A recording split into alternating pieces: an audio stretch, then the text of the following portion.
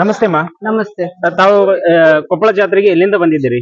ನಾವು ಚಿಕ್ಕಮಂಗ್ಳೂರು ಜಿಲ್ಲೆ ಕಡೂರು ತಾಲೂಕು ಗಿರಿಯಾಪುರದಿಂದ ಬಂದಿದ್ದೀವಿ ಸರ್. ನಾವು ಎಷ್ಟು ವರ್ಷದಿಂದ ಬರ್ತಾ ಇದ್ದೀರಿ? ನಾವು ಈಗ ನಮ್ಮ ಮನೆಯವರು ಈಗ 4 ವರ್ಷದಿಂದ ಬರ್ತಾ ಇದ್ದಾರೆ. ನಾನು 2 ವರ್ಷದಿಂದ ಬರ್ತಾ ಇದ್ದೀನಿ. ಈ ಜಾತ್ರೆ ನೋಡ್ತಿರಲ್ಲ, ಏನ್ ಅನ್ಸುತ್ತೆ ಸರ್? ತುಂಬಾ ಖುಷಿ ಆಗುತ್ತೆ. ತುಂಬಾ ನಮ್ಮನ್ನೇ ನಾವು ಮೈ ಮರೆತು ಖುಷಿ, ಸಂತೋಷ, ನೋವನ್ನೆಲ್ಲ ಮರೆತು ಖುಷಿಯಿಂದ ಖುಷಿ ಹಂಚ್ಕೊಂಡು ಇಲ್ಲಿ ಒಳ್ಳೇದನ್ನು ಸಹ ಕಲ್ತ್ಕೊಂಡು ಹೋಗೋಂತ ಒಂದು ವಾತಾವರಣ ಇದೆ.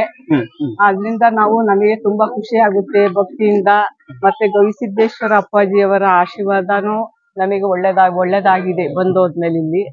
ಅದರಿಂದ ನಾವು ಜಾತ್ರೆಗೆ ಪ್ರತಿ ವರ್ಷ ಬರ್ಬೇಕು ಅಂತ ತುಂಬಾ ಆಸೆ ಇದೆ. Okay madam, thank you. ಗವಿಸಿದ್ದೇಶ್ವರನ ಜಾತ್ರೆ ಕುರಿತು ತಮ್ಮ ಅನಿಸಿಕೆಗಳನ್ನು ವ್ಯಕ್ತಪಡಿಸಿದ್ದಕ್ಕಾಗಿ ನಮಸ್ಕಾರ, ಧನ್ಯವಾದಗಳು. ನಮಸ್ತೆ ಇವ್ರೆ, ತಮ್ಮ ಹೆಸರು? ಶಿವಾನಂದಯ್ಯ. ಶಿವಾನಂದಯ್ಯ, ಎಲ್ಲಿಂದ ಬಂದಿದ್ರಿ? ಚೆನ್ನಾಪುರ ಅಂತ. ಚೆನ್ನಾಪುರ. ಯಾವ ಜಿಲ್ಲಾ ನಿಮ್ದು? ಅಜ್ಜಂಪುರ ತಾಲೂಕು, ಚಿಕ್ಕಮಗಳೂರು ಜಿಲ್ಲಾ.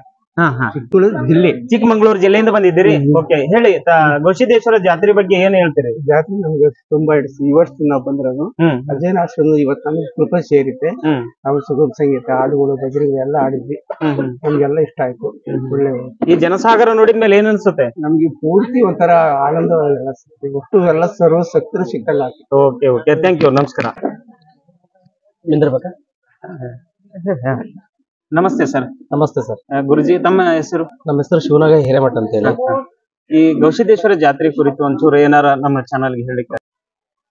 ಅಪ್ಪಾಜಿ ಅವ್ರದ್ದು ಅದ್ಭುತ. ಅದು ವರ್ಣನೆ ಮಾಡ್ಲಿಕ್ಕೆ ಪದಗಳೇ ಇಲ್ಲ. ಆ ಒಂದು ವೈಭವೀಕರಣ ಏನದಲ್ರಿ, ಅಪ್ಪಾಜಿ ಅಂತರ್ಶಕ್ತಿ ಅಷ್ಟೊಂದು ಯಾತ್ರೆ. ಅದು ಸಾಮಾನ್ಯ ಯಾತ್ರೆ ಅಲ್ಲ, ಅದು ವಿಶ್ವಕ್ಕೆ ಮಾದರಿ ಆಗಿರುವಂತಹ ಅಪ್ಪಾಜಿ ಯಾತ್ರೆ.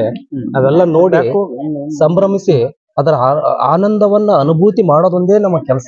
ಸಂಭ್ರಮಿಸೋದು ಪ್ರತಿ ಒಂದು ಆ ಅಪ್ಪಾಜಿ ಅವರ ಒಂದು ನುಡಿಗಳು, ನಮನಗಳು, ಆ ಒಂದು ಏನು ಅಪ್ಪಾಜಿ ಅವರ ಒಂದು ವೈಭವೀಕರಣ ಮಾಡಿದ್ದಾರೆ, ಅದನ್ನ ಅನುಭೂತಿಯಲ್ಲಿ ತೆಗೆದುಕೊಂಡ್ರೆ ಅದೇ ಸ್ವರ್ಗ ಸರ್.